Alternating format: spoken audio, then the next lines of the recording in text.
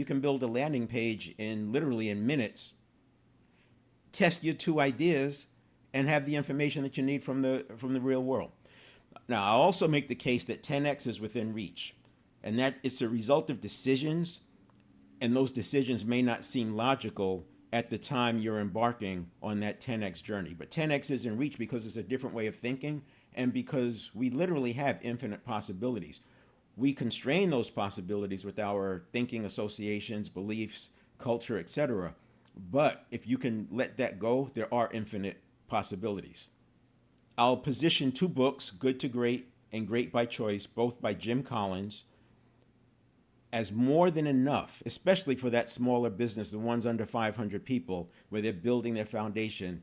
Those two books are more than enough to provide your template for your own good to great journey. What I mean by that is, as a small business who has to add a leadership, first you have to add maybe a GM, and then you have to add a leader, and then it's a leadership team, and then it's processes, and then it's systems, and then you need some kind of a succession plan, and on and on and on. And if you're doing all of that haphazardly as a reaction to what's needed, you'll be behind, and you'll have a hodgepodge. You'll have baling wire and bubble gum.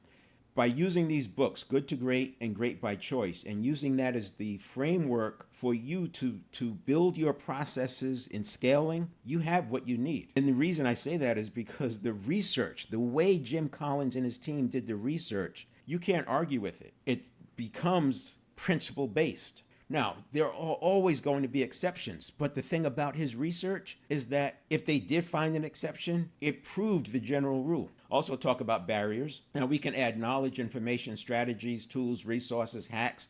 We can add all of that, but they collectively provide very small incremental gains if your culture absorbs strategy. A few episodes ago, I said that I did a series of Culture Eats Strategy for Lunch. Yet we spend so much time on strategy. We read another book. We try this tool. We try this resource. We add this.